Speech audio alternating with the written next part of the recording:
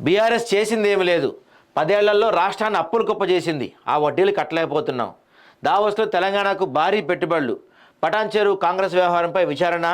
గూడెం మహిపాల్ రెడ్డి చేసిన వ్యాఖ్యలపై PCC chief Mahesh Kumar Goud serious. పటాన్చెరులో జరిగింది. నిన్నగాక మొన్న గాంధీ భవన్లో కొట్టుకున్నారు. ఏకంగా నాయకులు పొట్టు కొట్టుకున్నారు.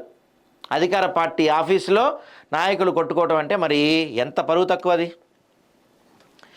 తెలంగాణ రాష్ట్రానికి గత 10 ఏళ్లలో బీఆర్ఎస్ చేసింది ఏమీ లేదని పీసీసీ అధ్యక్షుడు మహేష్ కుమార్ గౌడ్ విమర్శించారు. బీఆర్ఎస్ ప్రభుత్వం తెచ్చిన పెట్టుబడులు పెద్దగా ఏమీ లేవన్నారు. ప్రతిపక్షాలు ఒకసారి ఆత్మపరిశీలన చేసుకోవాలని సూచించారు. గాంధీ భవన్ నిర్వహించిన మీడియా సమావేశంలో ఆయన మాట్లాడారు. దావోస్లో ప్రత్యేక ప్రణాళికతో ముందుకెళ్లడం వల్లే పెట్టుబడిదారులకు నమ్మకం కుదిరింది. తెలంగాణ పెవిలియన్ రద్దీగా మారింది. రాష్ట్రంలో పెట్టుబడులు పెట్టేందుకు ఎగబడ్డాయి కంపెనీస్.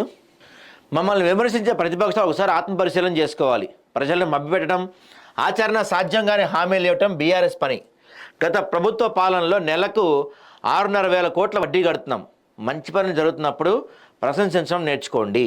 తాజాగా రాష్ట్రం రానున్న పెట్టుబడులతో 50,000 నుంచి 75,000 మందికి ఉద్యోగాలు లభించే అవకాశం ఉందంట. మరి లాస్ట్ ఇయర్ కూడా దావోస్ వెళ్ళారు మీరు.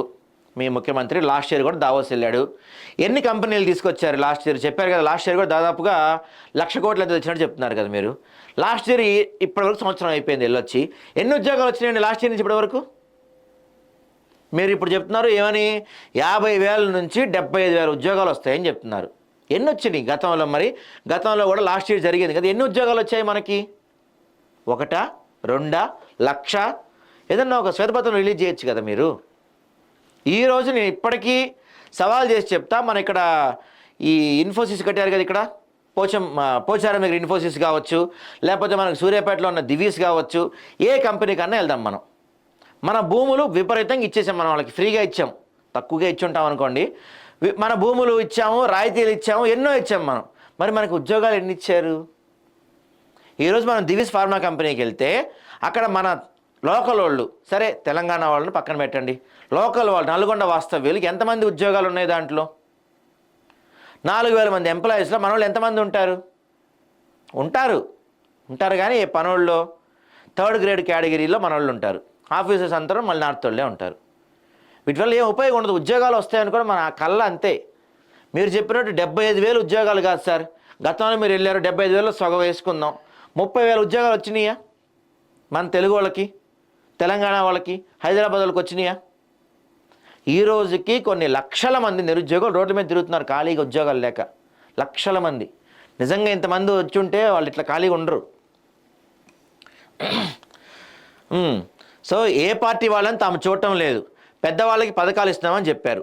పెట్టుబడి పెట్టడానికి అనేక కంపెనీలు వస్తాయని అందులో మెగా కృష్ణారెడ్డి కంపెనీ ఒకటి అన్నారు. మెగా కృష్ణారెడ్డి రేవంత్ రెడ్డి ఎదురిల్లే ఉంటాడు జూబ్లీ హిల్స్లో. సాయంత్రం నోవోటెల్లో కూర్చొని పెట్టుబడులు పెట్టుకోవచ్చు కదా. ఎంత పెట్టాడు మనోడు? 15,000 కోట్లు పెట్టాడు. ఆ 15,000 కోట్లు దావోస్ వెళ్ళి పెడుతుంది దేనికి? ఇక్కడే కదా ఉంటాడు మనోడు. వీళ్ళు ఎదురింటూనే ఉంటాడు. ఇక్కడ పెట్టచ్చు కదా పెట్టుబడి, లేదా పెట్టేది. ఇదంతా కూడా ఒక గేమ్. ఇక రైజింగ్ 2050 నినాదం గేమ్ చేంజర్గా మారిందన్నారు. తనకి తాను సూపర్ స్టార్గా చెప్పుకున్న కేటీఆర్ 10 ఏళ్లలో ఎన్ని పెట్టుబడులు తెచ్చారని ప్రశ్నించారు. కేసీఆర్ 10 ఏళ్ల కాలంలో 27,000 కోట్లు మాత్రమే పెట్టుబడులు తెచ్చారన్నారు. కేసీఆర్కి విజన్ లేకపోవటం వల్లే రాష్ట్రం అప్పుల్లో కూరుకుపోయింది అన్నారు. ఇక కేసీఆర్ ఫోటో పెట్టుకుంటా, నాకు ఇష్టమైతేనే రేవంత్ రెడ్డి ఫోటో పెడతా అంటూ పటాన్చెరు ఎమ్మెల్యే గూడెం మహిపాల్ రెడ్డి చేసిన వ్యాఖ్యలపై PCC chief Mahesh Kumar Goud serious అయ్యారు. గూడెం మహిపాల్ రెడ్డి మాటలను తీవ్రంగా పరిగణిస్తున్నామన్నారు.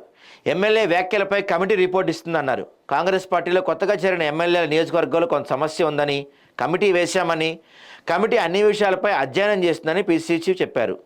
కాంగ్రెస్ కార్యకర్తలపై అక్రమ కేసులు పెడుతున్నారన్న అంశంపై కూడా కమిటీ అధ్యయనం చేస్తుందని చెప్పారు. పార్టీలో ఉన్న సమస్యలను పరిష్కరిస్తామని, గతంలో ఎమ్మెల్యేల ద్వారానే లబ్ధిదారుల ఎంపిక జరిగిందని తెలిపారు.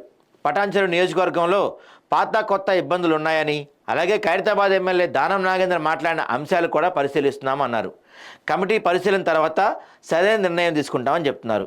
బీఆర్ఎస్లో నుంచి ఇక్కడ కాంగ్రెస్లోకి వచ్చిన వాళ్ళతో పెద్ద పెద్ద గొడవలు అవుతున్నాయి పార్టీలో. అనవసరంగా ఎప్పటి నుంచో పార్టీని నమ్ముకొని పార్టీ కోసం కష్టపడి పార్టీని అధికారంలో తెచ్చిన వాళ్ళు చివరికి తీరా పార్టీ అధికారంలోకి వచ్చాక అధికార ఫలాలను అనుభవించలేకపోతున్నారు. బికాజ్ ఆఫ్ చాలామంది బీఆర్ఎస్ వాళ్ళు ఇక్కడికి వచ్చి పెత్తనం చేస్తున్నారు. అందుకని